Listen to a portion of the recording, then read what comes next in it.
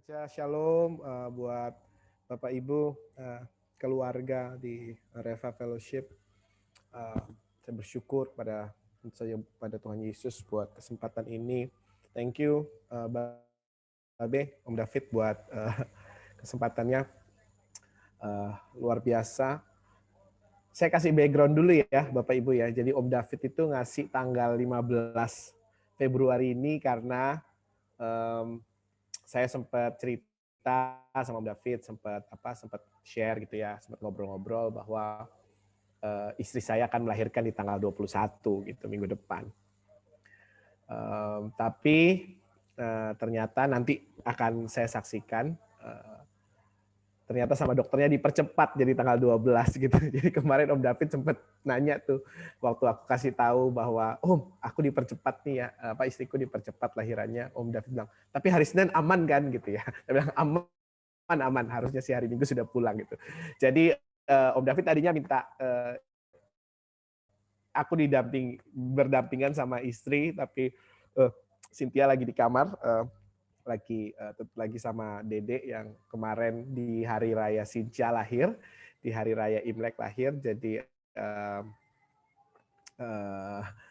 dia tidak bisa sama-sama sama kita, maksudnya nggak bisa berdampingan. Om David kan maunya aku dampingan sama dia, but she is inside the bedroom, so sorry Om.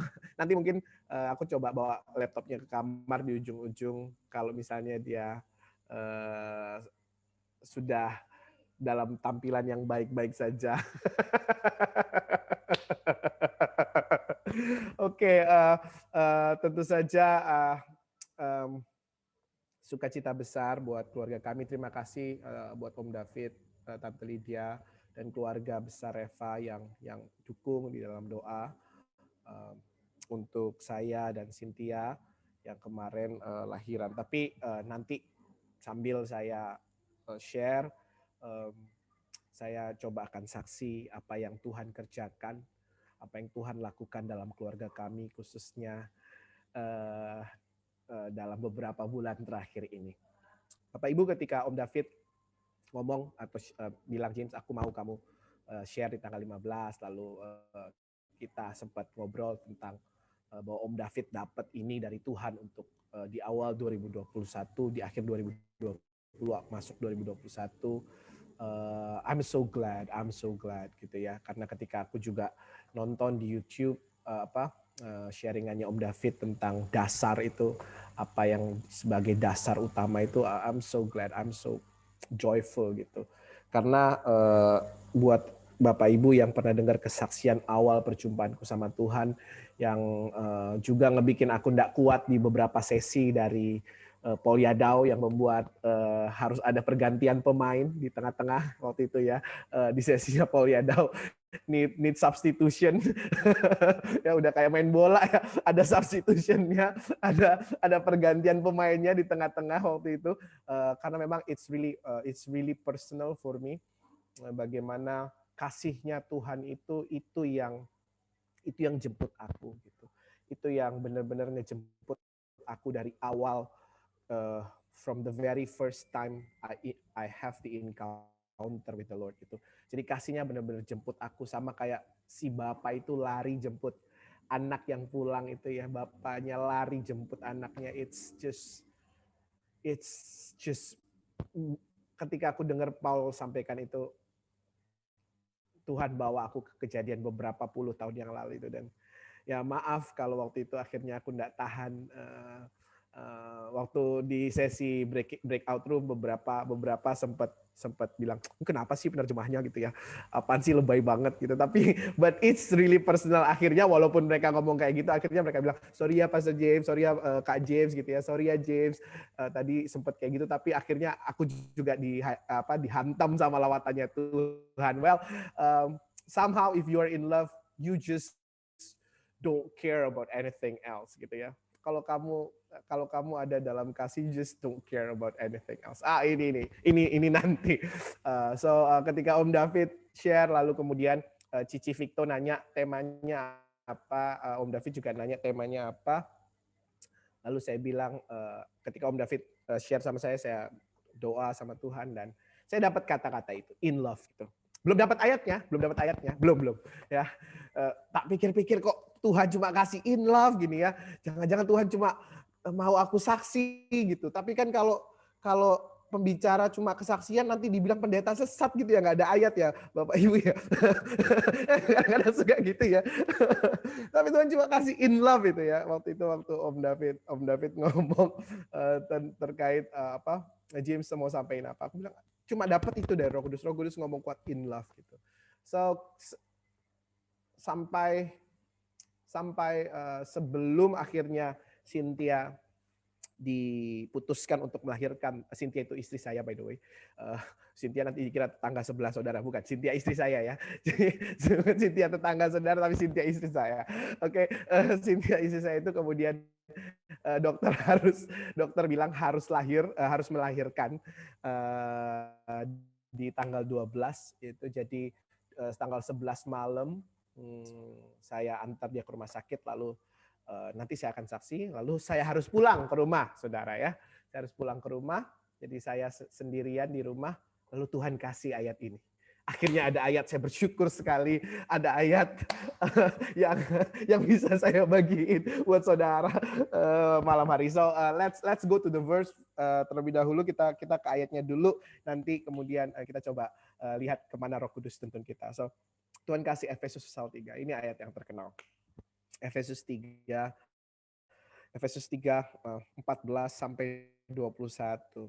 Efesus 3 14 sampai 21. I will just read this 8 verses. Saya akan bacain 8 ayat ini dalam bahasa Indonesia. Mudah-mudahan Bapak Ibu Saudara bisa tahan sama saya.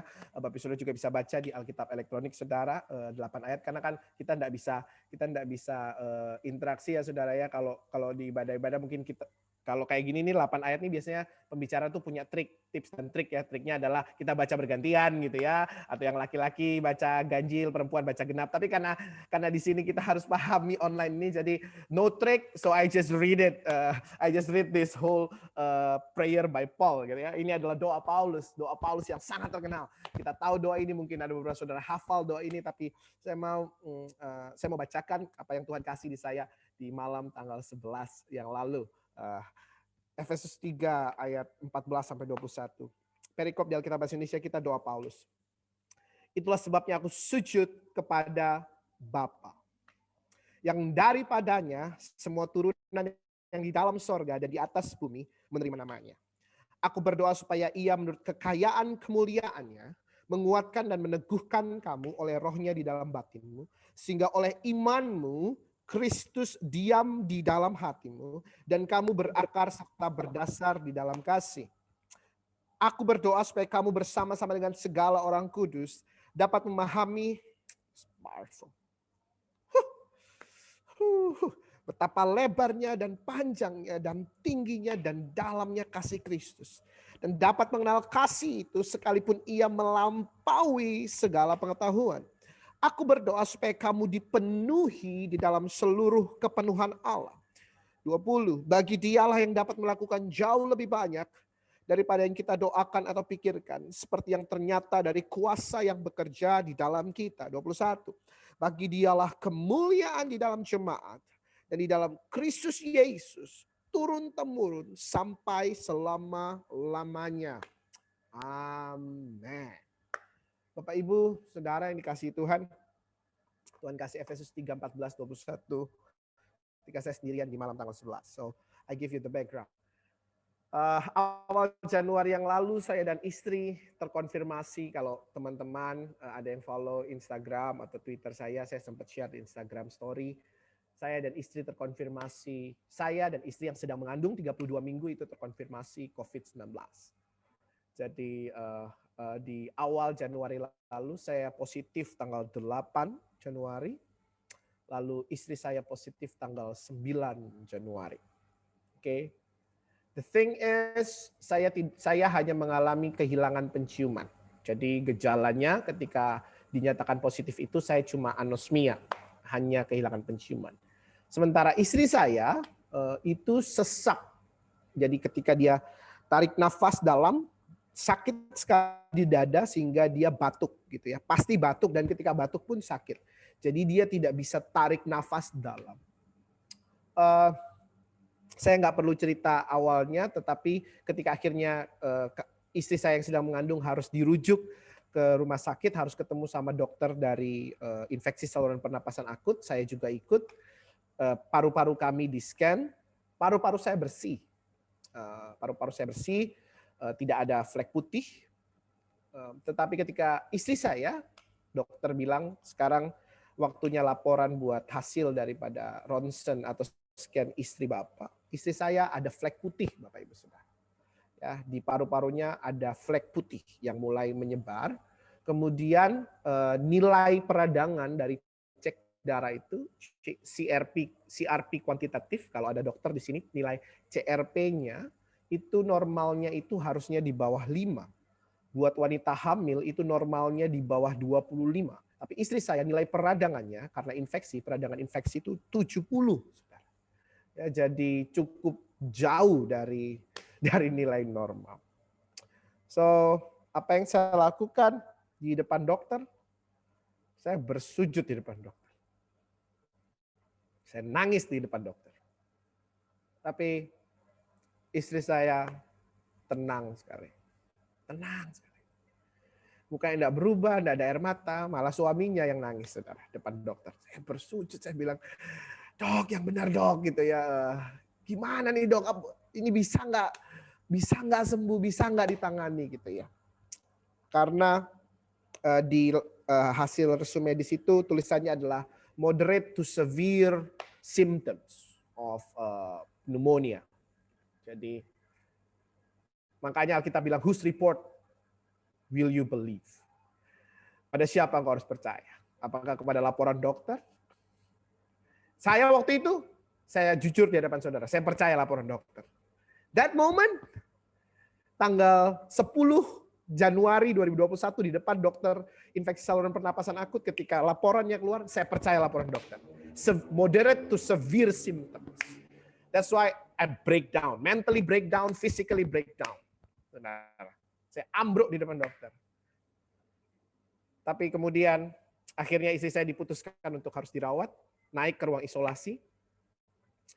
Lalu saya jalan sendirian ke mobil. Karena saya nggak bergejala, saya diminta untuk isolasi mandiri. Saya di mobil, sampai mobil, saya nggak ngapa-ngapain. I just be still. Saya ingat kali lalu saya maksudnya hadir di hadapan saudara, saya ngomongin soal be still.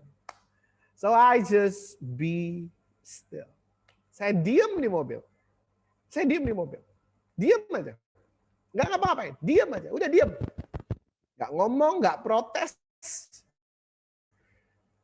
Ya tentu saja di dalam perasaan campur aduk, tapi saya diam. But Mazmur pasal 46 itu powerful banget. Be still and know that I am God. Itu powerful banget. In the moment of my stillness, di momen saya mulai mendiamkan diri saya, di samping, despite of segala perasaan yang campur aduk, suddenly I hear the Holy Spirit speak. Surrender. Tiba-tiba aku dengar Roh Kudus ngomong, berserah. Dalam roh saya Roh Kudus ngomong, berserah. Tadinya saya nggak bisa dengar itu. Kenapa? Karena saya pikiran saya terlalu ramai dengan segala pengetahuan filsafat saya, pengetahuan saya tentang penyakit ini, pengetahuan saya tentang gejala, pengetahuan saya tentang update COVID-19, terlalu dipenuhi dengan itu semua. Dengan apa yang saya googling, dengan apa yang saya baca di berita online.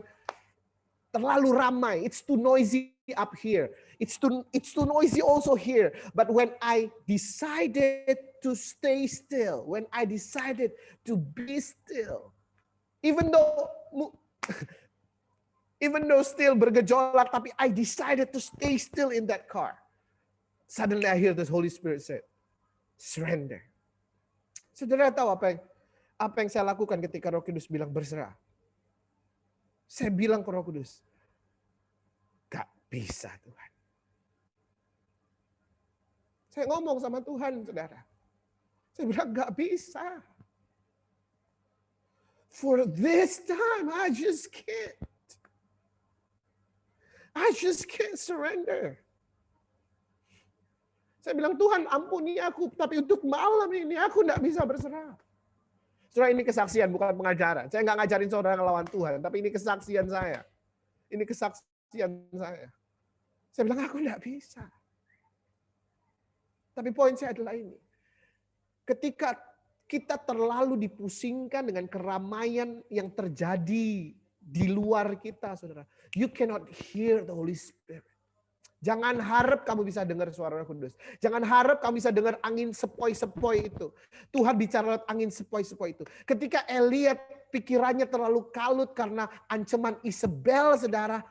Dia tidak bisa bedain mana Tuhan, mana yang bukan Tuhan. Dia pikir Tuhan bakal hadir dalam api yang seperti yang dialami di atas Karmel. Gempa bumi, angin ribut. Tidak, Tuhan hadir lewat the still breeze. Angin sepoi-sepoi yang lembut. Malam itu saya bilang sama Tuhan, Tuhan aku tidak bisa berserah. Aku perlu tanda. Saya ngomong sama Tuhan. Kenapa saya berani ngomong sama Tuhan? Because I know I'm in love. Because I know I'm in love. Om David bisa tidak setuju sama Tante Lydia. Tante Lydia bisa tidak setuju sama Om David. Tapi kenapa mereka bisa tidak setuju satu sama lain? Masih berani tidak setuju walaupun sudah diikat dengan ikatan pernikahan. Karena mereka tahu they are in love. Come on. Saudara, engkau boleh minta tanda. Banyak orang bilang, minta tanda sombong amat lu. Enggak, Gideon minta tanda. Tidak cuma sekali Gideon minta tanda. 3 kali, saudara.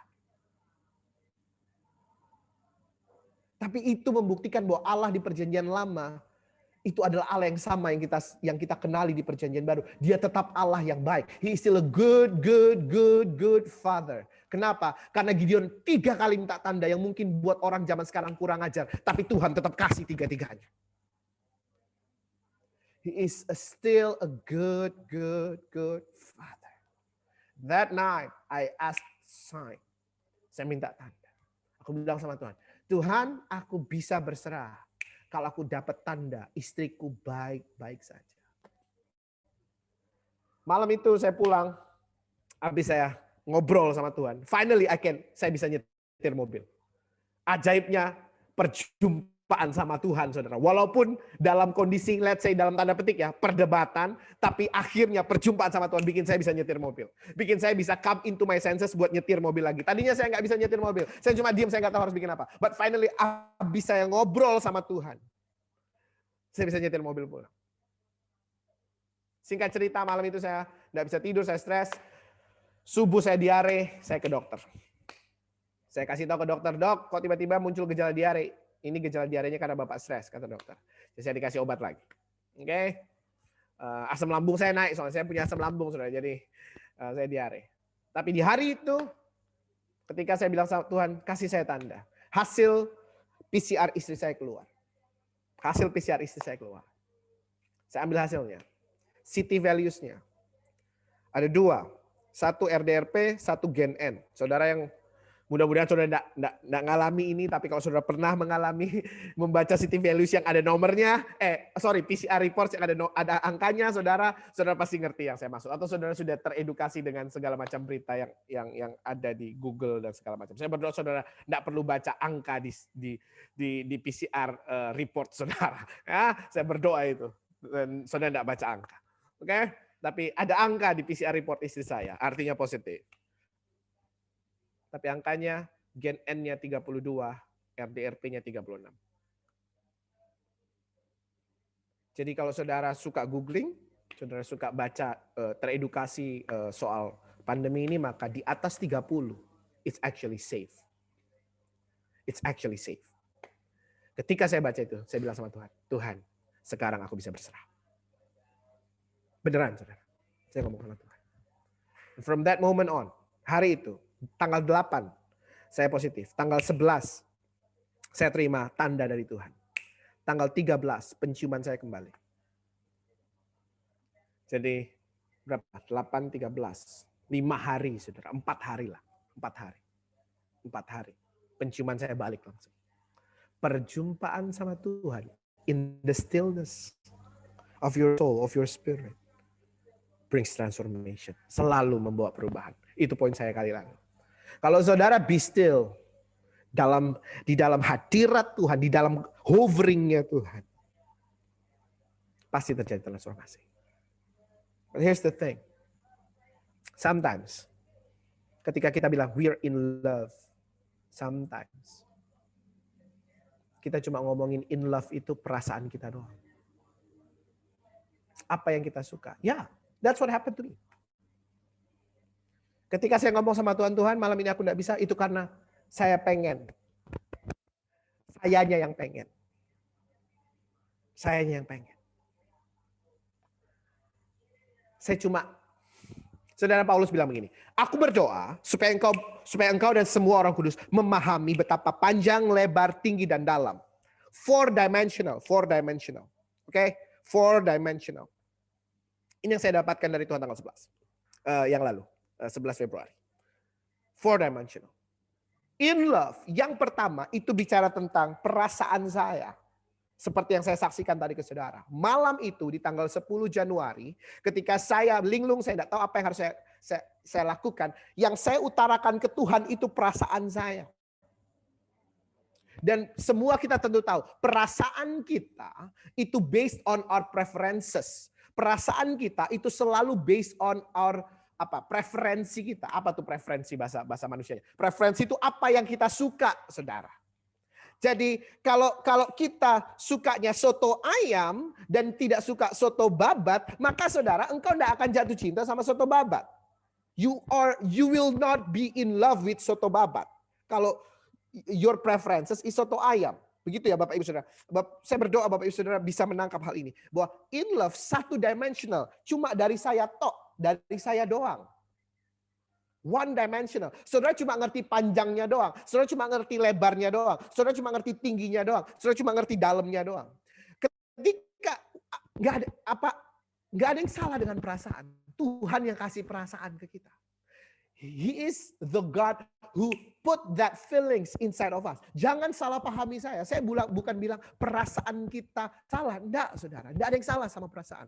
Tetapi ketika engkau hanya dikuasai oleh perasaanmu, now there's a problem.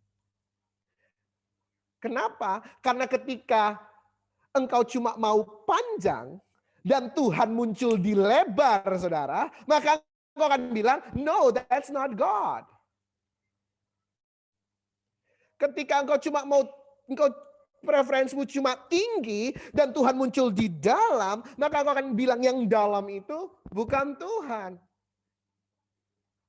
Because you based your experience of God based on your feelings. Your own feelings, your own preferences. Karena engkau mendasarkan pengalaman kasihmu dengan Tuhan hanya dari preferensimu sendiri. Sama kayak Elia di malam itu, saudara. Ketika dia dikejar-kejar sama Isabel. Yang Elia pengenin adalah Tuhan hadir dalam api yang menyala-nyala supaya dia dapat keberanian yang baru, saudara. Tapi apa yang Tuhan lakukan? Tuhan hadir di hadapan Elia dalam perjumpaan. Dia jadi koki, saudara. Oh ya. Tuhan gak hadir sebagai prajurit perang, enggak. Tuhan hadir sebagai koki. Kenapa? Karena dia bilang, Elia makanlah. Dia jadi chef. Elia masih belum ngerti. Dia naik ke atas gunung itu, dan saat di gempa bumi terjadi, dia bilang, Tuhan pasti ada di sini. No. Kenapa? Karena Elia maunya gitu. Kalau gempa bumi, Isabel ikutan mati di gempa bumi. That's Elijah's preferences at that moment in time. Nggak ada yang salah dengan feeling kita, saudara. But somehow, kalau kita bergantung sama perasaan kita, somehow kita nggak bisa kenali Tuhan ketika Dia muncul. Kalau Tuhan nggak muncul dengan cara yang kita mau, maka kita bilang ini bukan Tuhan. Atau pada akhirnya kita maksain cara kita jadi caranya Tuhan. Yang Tuhan siapa?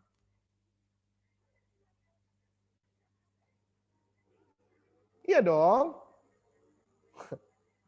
Lalu ada angin ribut, saudara. Dan Elia pada akhirnya ngerti. Ketika ada angin sepoi-sepoi. Small still breeze, the whisper of the breeze. Elia ngerti. Oh ya, Tuhan itu hadir bukan dengan caraku. Tuhan hadir pakai caranya dia. Kalau you're in love only based on your feelings, hati-hati, hati-hati. Kita bakal gampang nyesat-nyesatin orang. Kita bakal gampang nyesat-nyesatin pendeta. Kita bakal gampang nyesat-nyesatin pengajaran. Kita bakal gampang bilang itu bukan dari Tuhan. Hey, come on. Come on, come on. Bapak Ibu yang dikasihi Tuhan. Feeling, perasaan kita dari Tuhan. Tapi jangan biarin hubungan kita sama Tuhan. Our love relationship with God cuma based on our own feelings. Cuma satu dimensi doang, cuma one dimensional. Cuma tinggi doang, cuma panjang doang, cuma lebar doang. Nah, karena doa Paulus adalah, aku berdoa supaya engkau dan semua orang kudus memahami betapa panjang, lebar, tinggi, dan dalam. Amin. Malam itu, saya tahu, saya based my love on my feeling. But here's the thing. Saya nggak tinggal di situ. Saya nggak tinggal di situ. Saya nggak tinggal on my feeling. Saya tinggal di dalam Dia. Ini nanti di ujung. Oke, nanti di ujung. Yang kedua, panjang, tinggi, lebar, dalam. In love. Oh ya, in love tentu saja. Tadi saya kasih contoh. I'm in love with soto ayam. But I'm not in love with soto babat. So it's one dimensional. In love itu juga bicara tentang situasi. Oke? Yang kedua, in love situasi di mana kita suka. Keadaan ya, keadaan. Based on keadaan. Kalau tadi based on our own feelings, sekarang based on keadaan. It's two dimensional. Based on keadaan, it's two dimensional. Kenapa?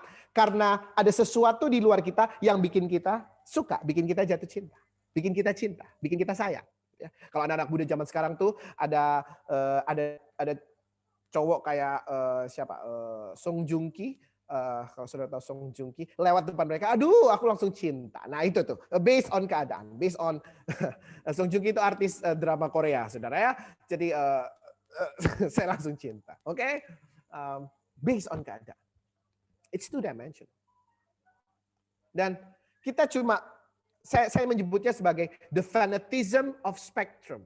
Aduh, ini bahasa filsafat. Dalam filsafat, memahami nilai itu dalam spektrum. Spektrum kiri dan spektrum kanan. Jadi pemahaman kita ada dalam spektrum. Ada dalam keadaan yang di dalam spektrum itu. Kita fanatik sama spektrumnya.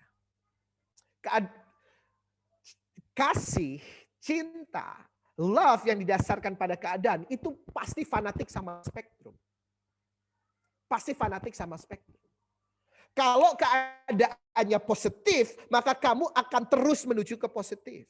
Tapi kalau keadaannya negatif, ya ujungnya kamu tertarik ke yang negatif. So our love is based on spectrum.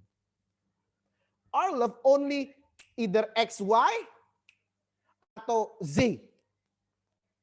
Ada di garis di sumbu X, sumbu Y, atau sumbu Z. Kita ada di sumbu itu. Aduh, orang matematika pasti ngerti, orang fisika kayak Om David pasti ngerti. Either di sumbu X, sumbu Y, atau sumbu Z. Oke? Kita cuma ada di spektrum doang. Spektrum itu cuma dua arah, saudara. Cuma dua arah. Yang X horizontal, kemudian Y vertikal, Z kemudian diagonal. Cuma dua arah doang. Two dimension. Jadi kalau keadaan baik, kita bisa bilang I'm in love. Tapi kalau keadaan tidak baik, I'm not in love. Berapa banyak pasangan yang kemudian pisah hanya karena nggak cocok.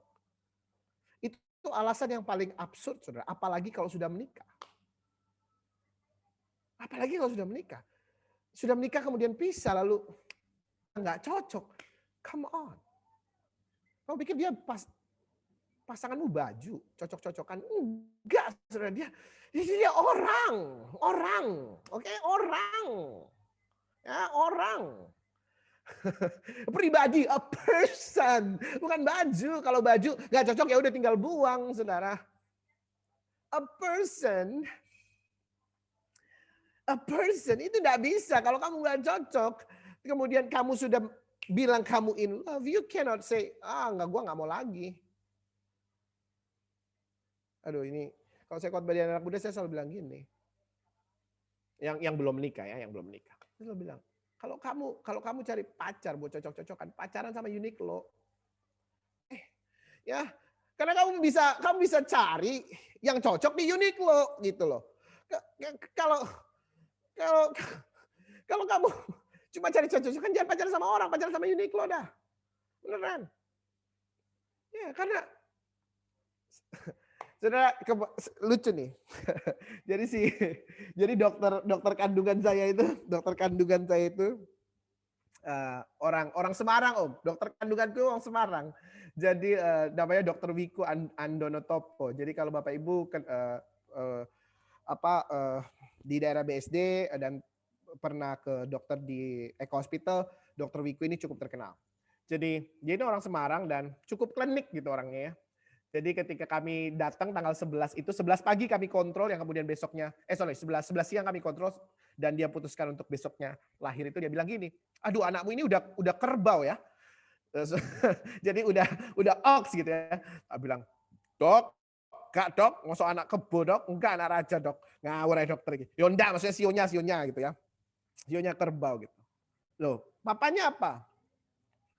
Papanya, saya bilang, ya kalau tanya sionya saya macan dok.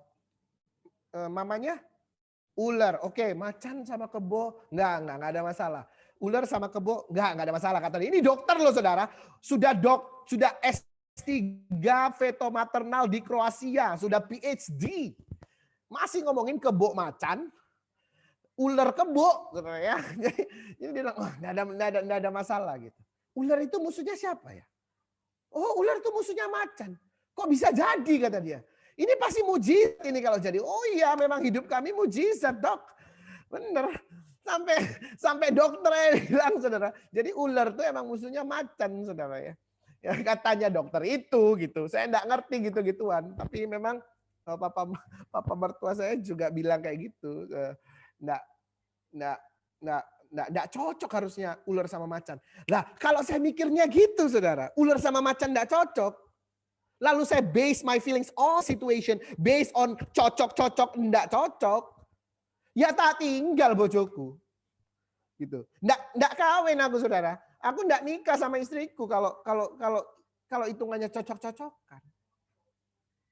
But here's the thing. Kita nggak bisa base our relationship, especially when you say you're in love with God, cuma karena keadaan. Oh, Daud ngomong gini loh. Sekalipun aku berjalan dalam lembah kekelaman, Engkau besertaku. Saya suka bahasa Inggris ya. Even though I walk in the valley of shadow of death, lembah bayang-bayang kematian, but you are with me. So, kalau Daud based on cocok-cocokan, dia nggak akan bisa ngelihat Tuhan di lembah bayang-bayang kematian. Kenapa? Karena udah dari awal Tuhan udah kasih dia di padang rumput hijau, air yang tenang, jalan yang benar. Kalau based on cocok-cocokan. But here's the thing. Daud nggak tinggal dalam kasih hanya based on situation. Mazmur 23 bukan Mazmur 23 Daud ngomong kayak gitu bukan karena dia didasarkan pada keadaannya, enggak, tapi didasarkan pada for the Lord is my shepherd, I shall not want. Ayat 1-nya, the Lord is my shepherd, I shall not want. That's powerful. He based the love based on the person, based on the Jehovah Rohi. The Lord is my shepherd. bukan didasarkan pada padang rumput hijau, bukan didasarkan pada air yang tenang, bukan didasarkan pada lembah kekelaman, bukan didasarkan di hadapan para lawan, bukan. Tapi didasarkan, the Lord is my shepherd. Yang oleh Rasul Yohanes di 1 Yohanes 4 dia katakan, that shepherd is love. I pray your spirit catch this one. You don't base your love only on the situation. Itu 2 dimensi doang. It's 2-dimensional. Saudara, engkau cuma bergerak di spektrum suka dan suka, cocok dan cocok, pas dan pas. No. Tuhan akan bekerja lewat apa yang kita suka. Yes, definitely. Berulang-ulang kali saya alami kayak gitu. Tadi, saya butuh tanda. Tuhan bekerja lewat apa yang saya inginkan, apa yang saya suka. Yes. But let me tell you something. I don't base my relationship only on what I like or only on when the situation supports me. No. Seperti Daud. Dasarnya adalah Tuhan adalah gembalaku. He's the one who's taking care of me. Lihat, kalau kata lagunya Kak Adria tadi, let it sink. Let it sink. Kalau saya terjemahin sink, saya selalu bilang kata-kata ini, biar ini nancep dalam hati saudara. Situasi boleh berubah-ubah, saudara. Situasi boleh berubah-ubah. Tapi dia tidak pernah berubah. Kasihnya tidak pernah berubah. Kenapa? Karena dia adalah kasih. Oleh sebab itu kasihnya tidak pernah berubah. Jangan didasarkan pada keadaan. Ketika saya dalam masa isolasi mandiri, saya 1 hari itu maksimal ya, ini maksimal. Saya minum 27 kapsul maksimal, 27 kapsul. 27 pills, 27 kapsul dalam sekali minum obat itu maksimal. Soalnya ada yang 2 kali 1, ada yang 1 kali 1. Tapi tentu saja berarti ada semua obat itu ada yang berbarengan. Jadi 27 kapsul. Lianhua aja udah sekali minum 4 toh ya. Katanya kan ya buat yang terkonfirmasi Lianhua 4 kapsul, lalu beberapa suplemen ada yang 5 kapsul, ada obat yang dikasih dokter 2 kapsul.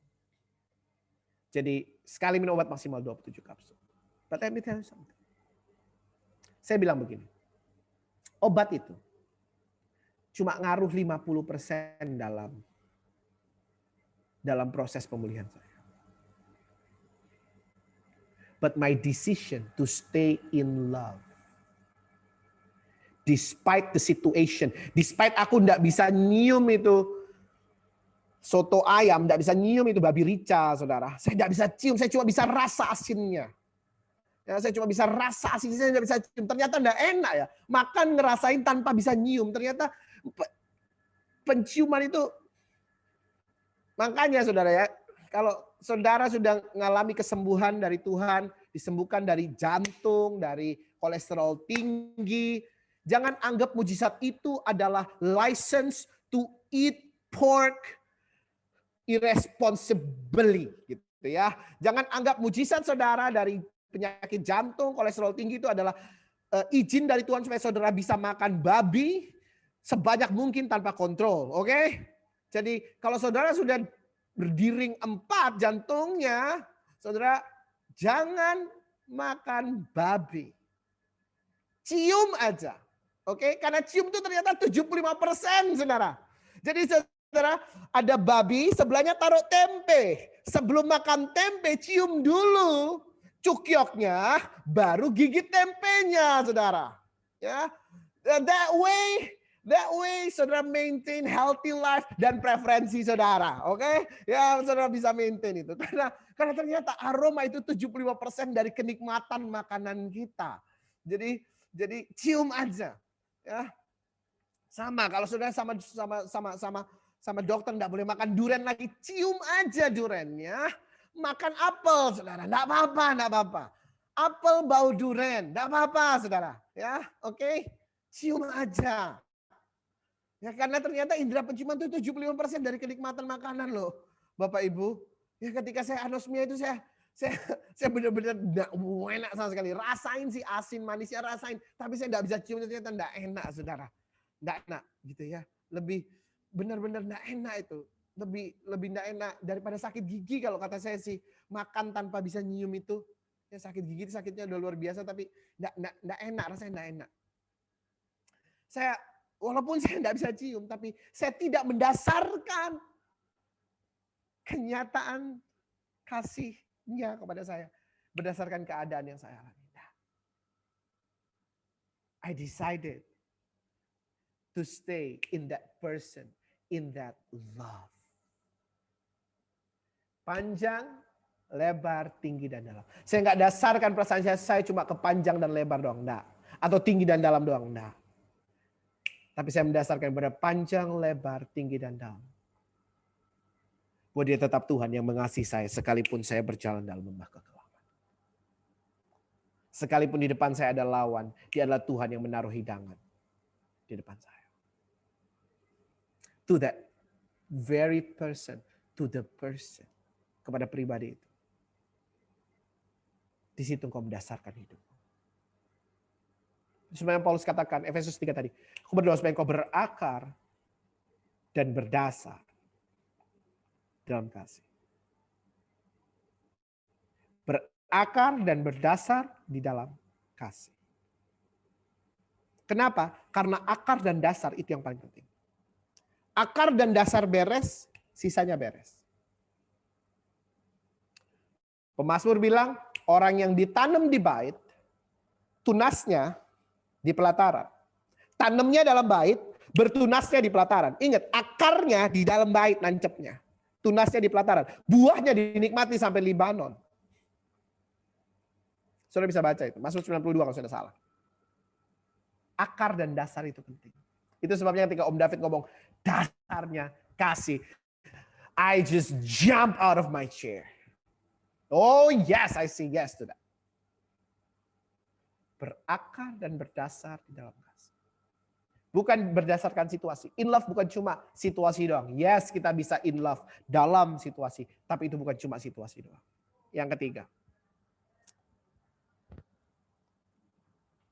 Kebanyakan orang Kristen ada di sini. Ada di area ini. They believe that love is three-dimensional. Tubuh, jiwa, dan roh. Karena kita diajarin begitu kan ya. Tubuh, jiwa, dan roh. Bahwa kita ini terdiri dari tubuh, jiwa, dan roh. Artinya three-dimensional. Tubuh, jiwa, dan roh kita mesti engage the love. Gitu ya. Lalu ketika malam tanggal 11 itu saya sendirian di rumah. Tuhan kasih pesan ini ke saya. Lalu saya seperti kebayang pernikahan. Suami, istri, kemudian ada saksi. Ada hamba Tuhan, ada gembala yang memberkati, lalu ada jemaat Tuhan kan begitu ya. Di hadapan Tuhan, di hadapan hamba-hamba Tuhan, dan di hadapan jemaat Tuhan, aku menikahkan engkau James Warlo Mendrova dengan Cynthia Pratama. Nah gitu kan saudara ya. Saya masih ingat itu, It's like our wedding vows gitu ya.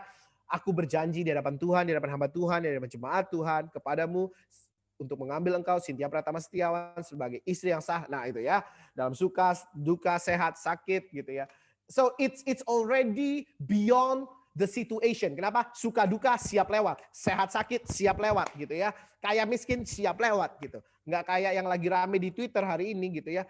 Ada seorang bilang di Twitter gini, aku cuma mau nikah kalau seorang cowok gajinya 250 juta gitu ya. Jadi enggak, janji kita di hadapan Tuhan beyond that gitu. Janji pernikahan itu beyond that.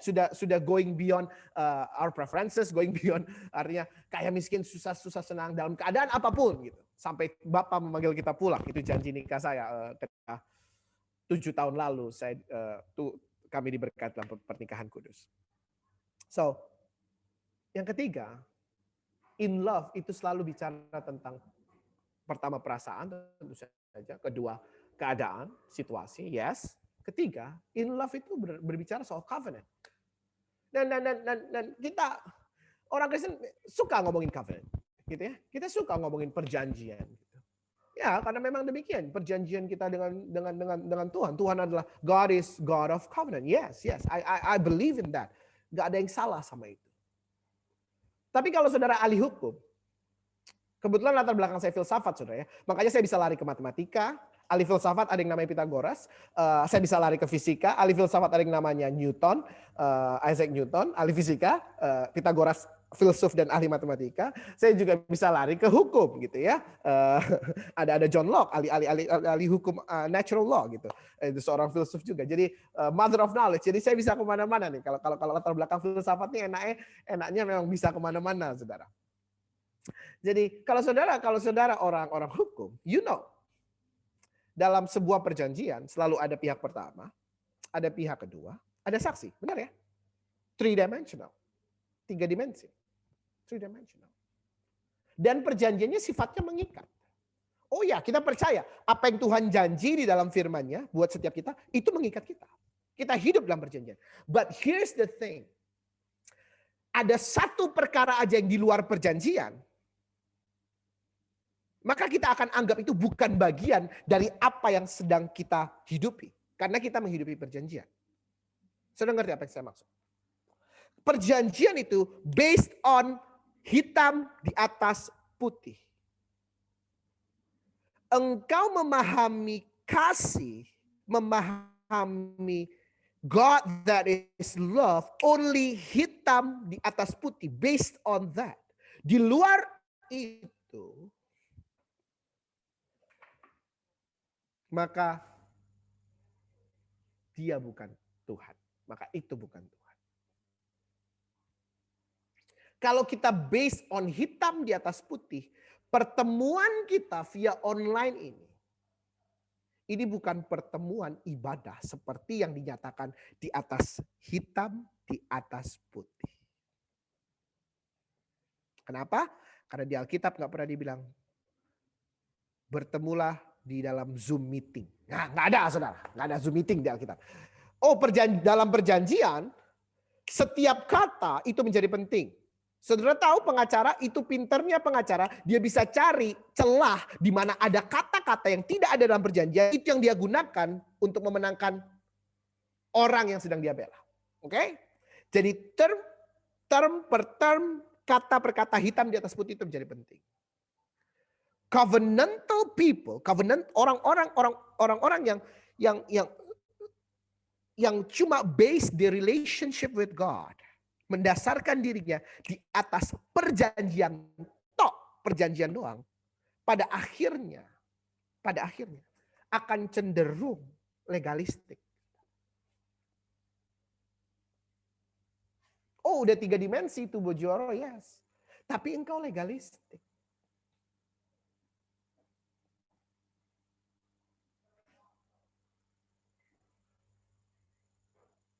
Tuhan kita, this is what I experience. Ini pengalaman saya sama Tuhan. Tuhan kita, saudara, tidak bisa dibatasi sama hukum manusia.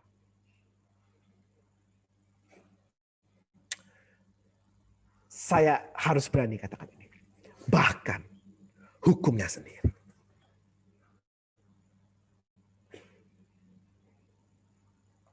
Saya kasih contoh.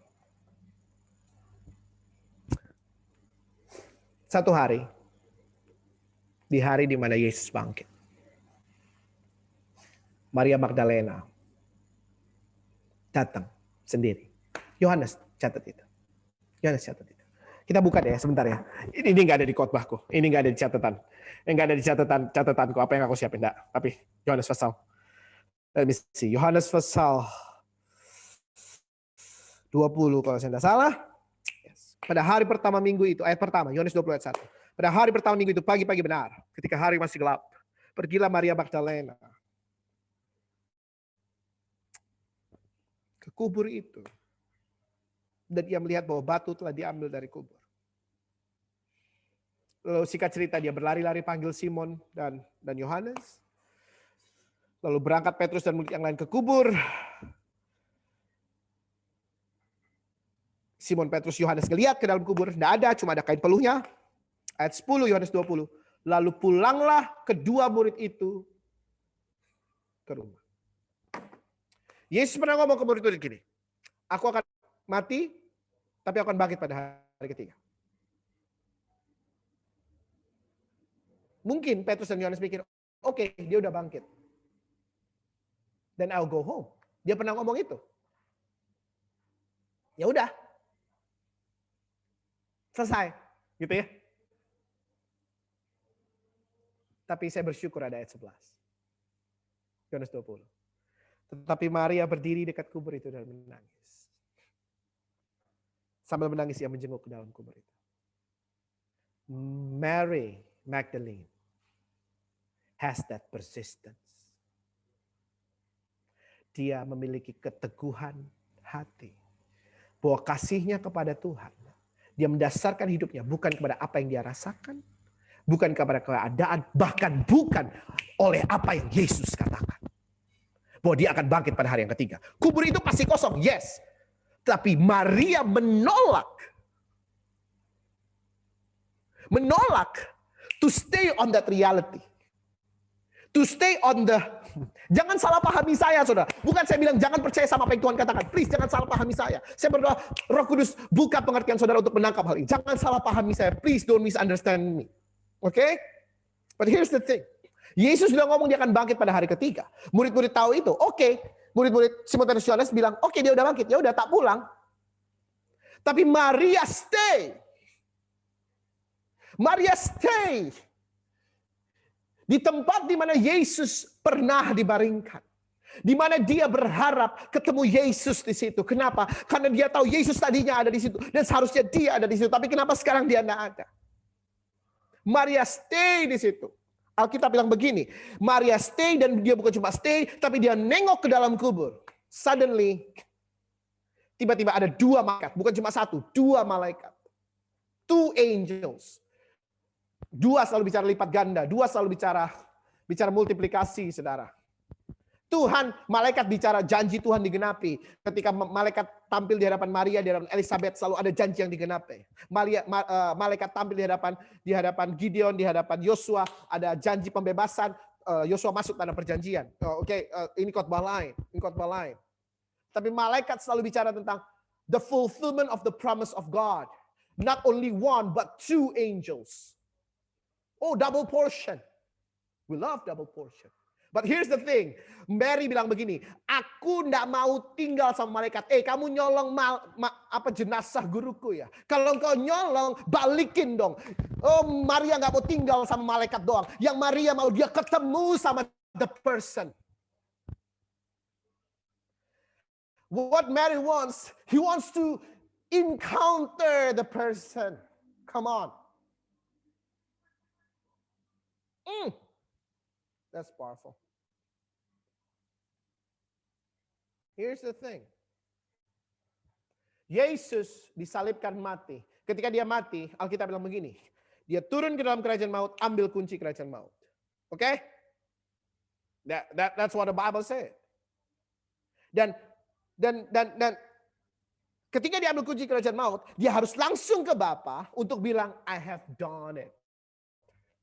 Aku udah lakukan apa yang kau suruh aku lakukan. Yohanes 3:16. Karena begitu besar kasih Bapa ke dunia ini. That's fulfilled. Jadi ketika dia ambil kunci kerajaan maut, maka dia balik ke Bapa untuk kasih tahu, untuk kasih kunci kerajaan maut itu. Kasih tunjuk kunci kerajaan maut itu. Saya ilustrasiin gini. Yesus mati. Hari ketiga dia bangkit. Based on what God has promised. Yes, hitam di atas putih itu digenapi. Here's the thing. Yesus jalan nih, lagi jalan on the way ke surga nih. On the way ke Bapa. Tiba-tiba dia ngelihat Maria nangis yang pertama. Ayat 1. Maria kaget, dia rasain kagetnya Maria, Yesus nggak ada di situ. Yesus nengok ke belakang, dia lagi on the way ke Bapa nih. To fulfill the hitam di atas putih. Okay. Karena itu yang Bapak maksudkan. Maria lari-lari, dia lari-lari ke murid-murid Yesus. Mungkin ini ilustrasi saya, ini gambar, ini bayangan saya. Yesus bilang, oke, ada Petrus, ada Yohanes yang bisa hibur dia. Oke, ada Petrus, ada Yohanes yang bisa hibur dia. Mereka udah pernah dengar aku ngomong bahwa aku akan bangkit. Yes. Pasti Maria bisa dihibur. Nggak taunya ditinggal sama Petrus sama Yohanes. Maria stay. Yesus lihat, enggak, aku harus balik ke Bapa karena ini yang Bapa perintahkan aku lakukan. He is the perfect example of the Son. Yes, definitely. Jesus is the perfect example of the Son. Dari seorang putra, dia balik ke Bapa. Terjadi ayat 11, Maria nangis. Yesus berasa, Maria nangis. Tiba-tiba papasan sama dua malaikat. Mau kemana? Yesus kan menuju ke Bapa nih saudara ya. Dari Bapa, malaikat diutus nih. Dua orang. Mau kemana? Nih Om. Om. Mungkin malaikatnya udah akrab jadi panggilnya Om. Ini loh Yesus. Bapak suruh kita buat menghibur Maria. Oh iya, makanya dua ya, bukan cuma satu. Oke, hibur ya. Ada anakku yang lagi jatuh cinta banget sama aku. Di bawah sana merindukan kehadiranku. And suddenly, Maria cannot accept it. Maria nggak mau. Mary didn't want to accept it. To accept only angels. Why? Because what she longs for is not an angel. What she longs for is not a blessing. What she longs for is not a fulfillment of the promise. What she longs for is Jesus. Yang dia rindukan adalah Yesus. And suddenly, ketika Bapa ngelihat ada hati yang rindu. It's just touch me every time I read the verse. Ada hati yang rindu. Ada hati yang persistent. Bukan cuma mau hitam di atas putih doang. But to encounter the person. Suddenly Bapak bilang, Sus, balik. Bapak rela mengabaikan apa yang dia sudah katakan. Bahwa Yesus harus balik ke dia. Kenapa? Karena Yesus bilang, jangan sentuh aku. Don't touch me yet. Because I have not come to the Father. Itu kata Yesus. Jangan sentuh aku sebab aku belum kembali kepada Bapa. That's what he said. Don't touch me. That word don't touch me Bapak Ibu. Itu powerful banget. Artinya Yesus di tengah jalan disuruh Bapak balik dulu. Kenapa? Karena ada hati yang rindu untuk mengalami perjumpaan. Ada hati yang rindu. Karena hatinya cuma mendasarkan segala kehidupannya di dalam kasih itu. Into that person, Jesus.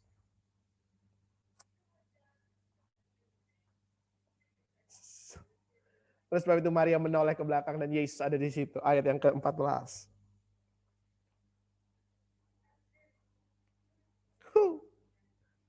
Kata Yesus kepadanya 15, Ibu mengapa engkau menangis? Siapa yang kau cari? Maria cuma bilang, Tuhan, kalau engkau yang ambil dia. Dia pikir jenazah Yesus dicuri. Katakan kepadaku, supaya aku dapat mengambil dia. Supaya aku bisa tetap dekat sama dia. Supaya aku tetap bisa ketemu sama dia. Supaya aku tetap bisa ngalamin dia.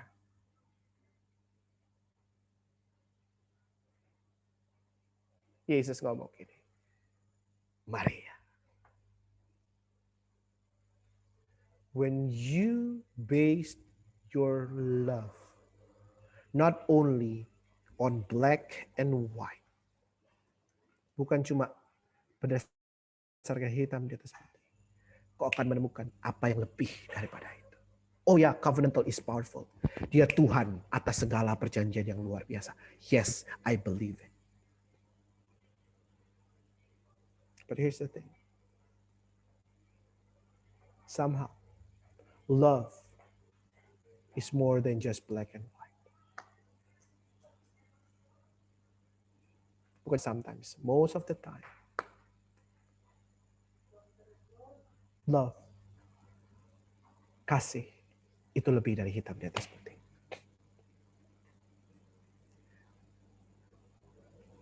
Saudara, sebelum saya masuk ke poin terakhir saya,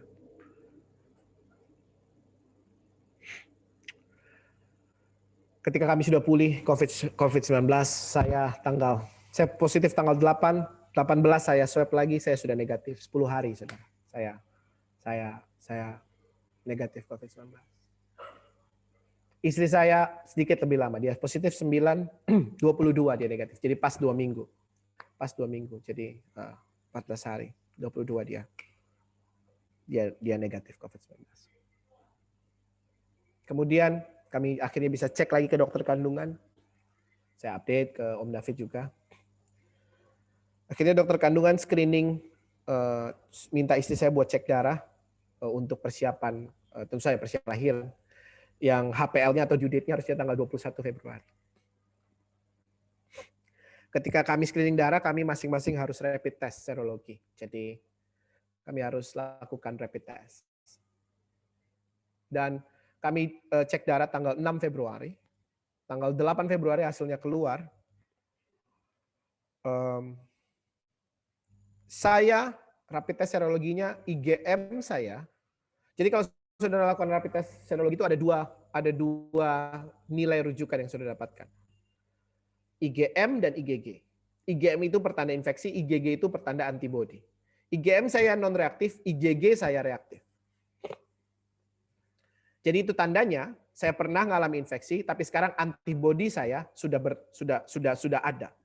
Antibodinya bertahan. Jadi ketika orang bilang, ketika seorang sudah terpapar COVID, lalu kemudian dia punya antibodi, cara ceknya via serologi, via IgG itu. Jadi kalau Bapak Ibu Saudara punya kenalan, saya sama sekali tidak berharap itu saudara, tapi saudara punya kerabat, saudara punya teman, saudara yang pernah positif COVID-19, suruh dia cek serologi. Kalau IgG-nya reaktif, berarti antibodinya masih ada. Kalau antibodi masih ada, tanda petik nih, ini tanda petik loh ya, saya tidak menganjurkan. Tanda petik, saudara bisa sedikit santai dengan protokol kesehatan. Oke? Karena antibodinya ada buktinya, IgG-nya reaktif. Jadi antibodinya ada. Gitu. Itu yang dikatakan dokter. Tetapi ketika hasil istri saya sampai ke saya, IgM-nya reaktif juga. IgM reaktif itu tandanya infeksi masih ada. Gitu. Makanya ketika kami ke dokter kandungan tanggal 11, dokter kandungan bilang begini, walaupun swabmu negatif, tapi IgM-mu ini reaktif. Dengan kata lain, secara rapid test, ini masih bisa dikategorikan masih ada COVID-19-nya, masih ada virusnya, intinya gitu. Makanya dokter bilang, untuk buat ini jadi aman, maka istri saya harus melahirkan, harus dilahirkan buru-buru. Artinya dia langsung bilang, besok kita jadwalkan operasi sesarnya, besok tanggal 12 berarti ya. Yang kedua, istri saya harus mengalami proses persalinan dengan protokol COVID-19. Karena IgM-nya reaktif. Walaupun swabnya itu negatif, saudara. Karena menurut dokter kandungan, dokter ahli COVID atau dokter paru itu nggak bisa jamin bahwa ini 100% aman.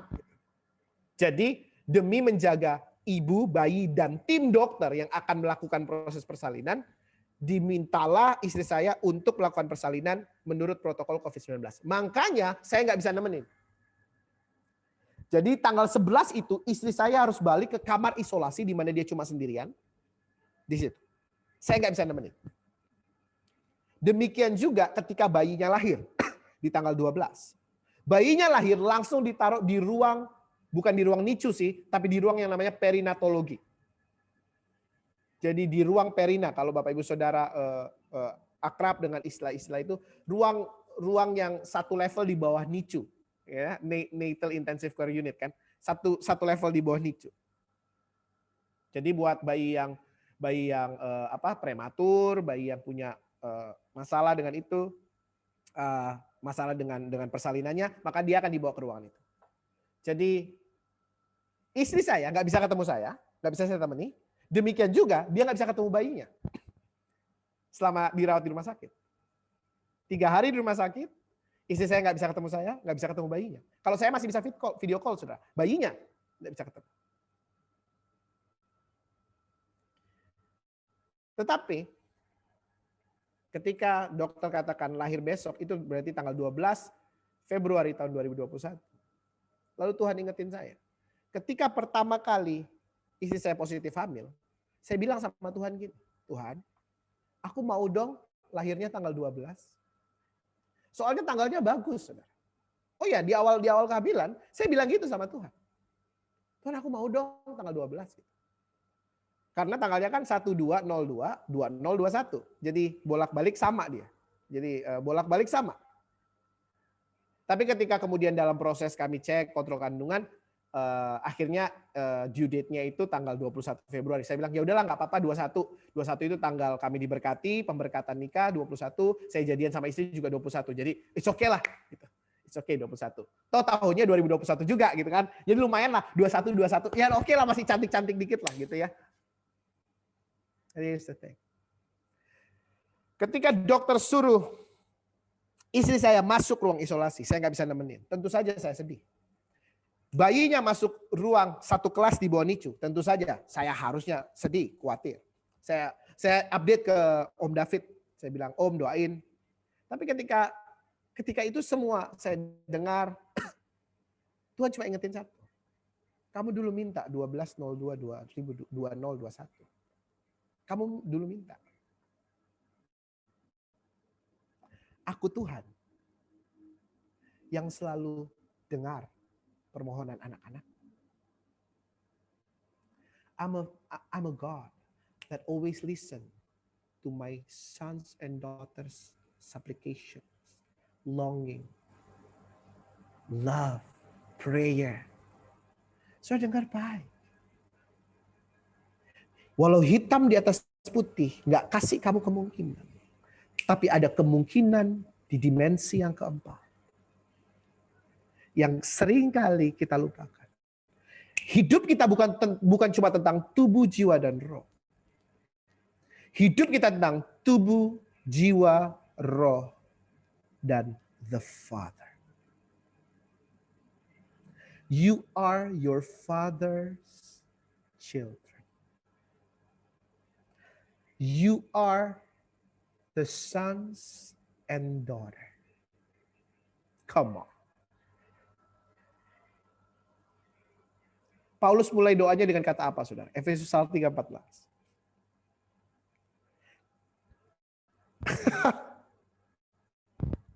Efesus 3:14. Itulah sebabnya aku sujud kepada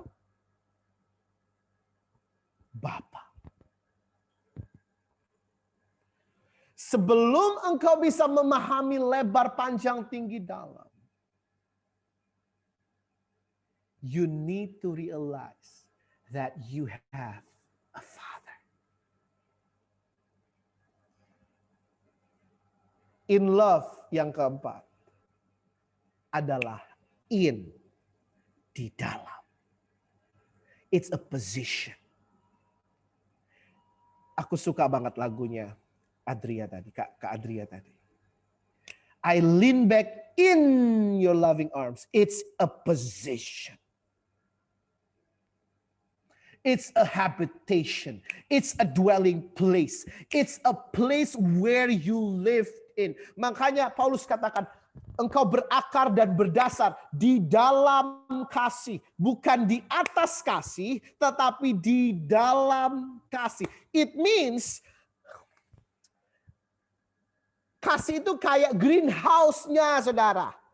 Kasih itu greenhouse-nya. Di situ engkau berakar, di situ engkau berdasar, di situ engkau bertumbuh, di situ engkau berbuah. Dengan kata lain, you cannot get out of that love. Karena engkau ada di dalam kasih.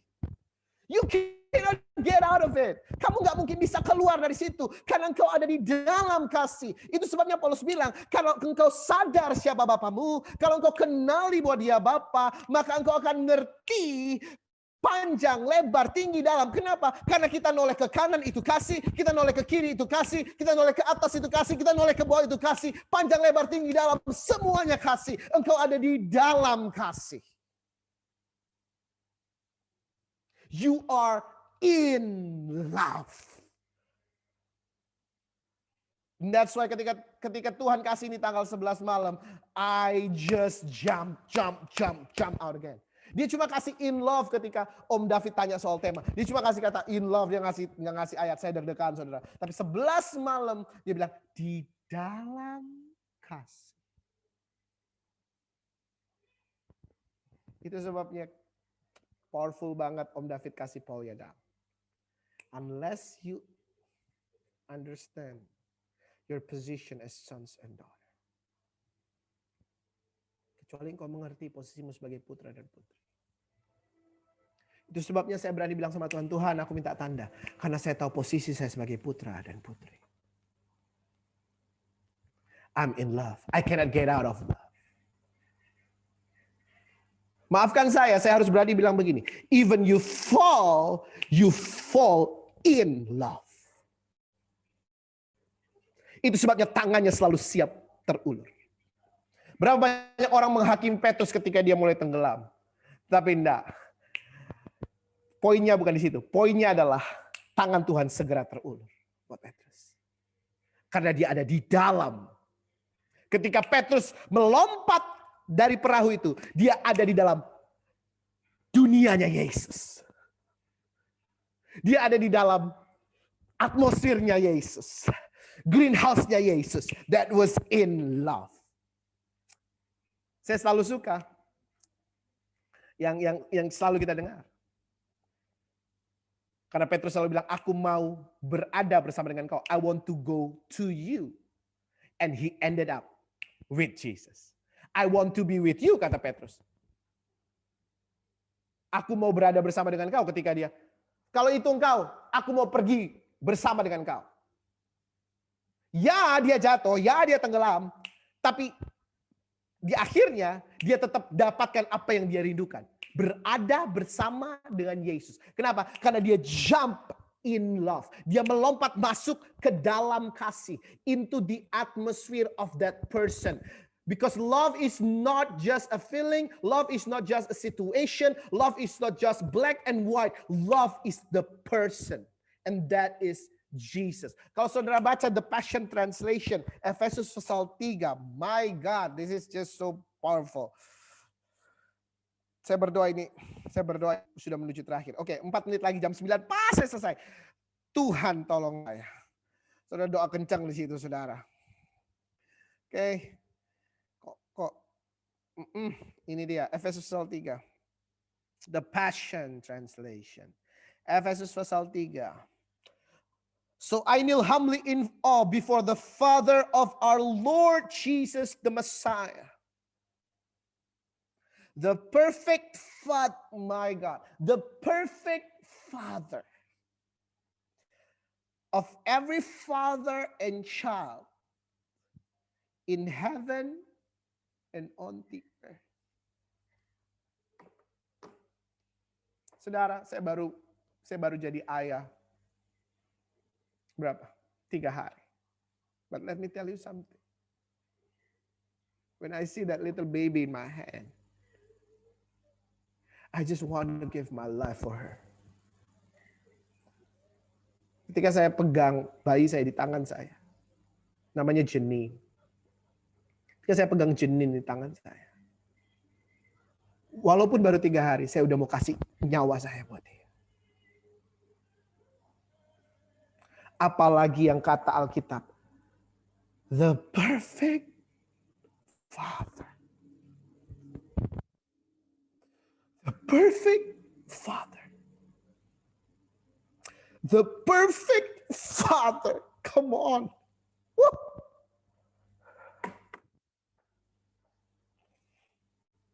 The perfect Father. Apalagi the perfect Father. Kalau engkau mau tinggal menyadari bahwa dia adalah the perfect Father. Dan seperti kata Kak Adria tadi di awal, just lean back in his arms of love. You stay there. In love. Di dalam kasih. Saudara, ketika saya gendong bayi saya, maaf ya, saya kasih dia susu. Tiba-tiba saya ngerasain di bagian telapak saya getar-getar, saudara. Deret gitu ya. Apakah kemudian ketika saya ngerasain dia deret, saya buang dia? Kamu bukan anakku. No. Dert itu di tangan saya ketika plus bunyi loh saudara ya. Pret gitu ya saudara ya. Plus bunyi. Pret. Terus kecium baunya saudara. Kecium. Oh itu membuat saya tambah sayang sama dia. Hey, jangan salah pahami saya. But let me tell you. If you are in love, you cannot get out of it. Yes, you may fall. Sama kayak Petrus. Dia tenggelam. But let me tell you something. Engkau tidak akan, makanya pemazmur katakan, dia jatuh tapi tidak tergeletak. Itu loh maksud pemazmur. Dia jatuh tapi nggak tergeletak. Itu loh yang Petrus alami. Dia tenggelam tapi nggak sampai kelelep, saudara. Kenapa? Karena tangannya selalu ada di situ. Because you're in love. Engkau ada di dalam kasih. Kita selalu bilang soal Efesus 3:20. Bagi dia yang dapat melakukan jauh lebih besar, jauh lebih banyak, jauh lebih limpah, exceedingly abundantly, far above our prayers, melampaui apa yang kita doakan atau inginkan. Kita selalu amin itu. Tapi kita nggak pernah sadar itu hanya bisa mungkin terjadi kalau engkau ada di dalam kasih. Let that love covers you. Izinkan kasih itu melingkupi saudara. Ketika kasih itu melingkupi saya selama saya isolasi mandiri. Kasih itu melingkupi istri saya selama istri saya ada di rumah sakit, saudara. Yes, kita bisa aja protes, kita bisa aja lay back to the situation. But here's the thing. Saya tahu hidup saya bukan didasarkan pada keadaan. Tapi hidup saya berdasar kepada that love. The love. Kasih yang bukan perasaan, yang bukan situasi, yang bukan cuma hitam di atas putih. Tetapi seorang pribadi. Dan pribadi itu nyata. Dan dia memperkenalkan dirinya dengan nama Yesus. Stay in that love. Sebentar saudara, sebelum saya tutup. Mudah-mudahan istri saya dalam keadaan yang bisa disyuting. Saya mau genapi janji saya. Sayang, are you okay? Say hi to Om David. Hey Om, mana Om David? Tuh. Oke. Sebentar. Kelihatankah? Ini baby Jenin. Dan aku ketika saya disuruh doain, saya cuma bilang sama Jenin, you are loved. Jadi ketika Jenin harus ada di ruang perinatal, saudara. Sudah ya? Oke. Saya datang, saya disuruh doain dia. Lalu saya cuma bilang, Jenin, you are loved. You have a father that is better than me as your father. And he loves you so much. And I love you so much also.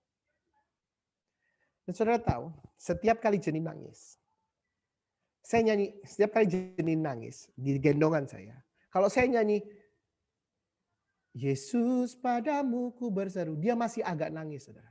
Tapi ketika saya nyanyi yang tadi ada di video, Bapa, kau setia, Bapa, kamu langsung tenang, langsung anteng. I just know she knows she has a father. I just know that she understands she has a father. If you understand you have a father, kalau saudara bisa mengerti, seperti Paulus katakan, aku sujud kepada Bapa, the perfect father. Oleh sebab itu Paulus melanjutkan doanya dengan mengatakan, engkau akan mengerti panjang, lebar, tinggi dan dalam. The whole dimension of his love for you and me. God bless you. Thank you very much.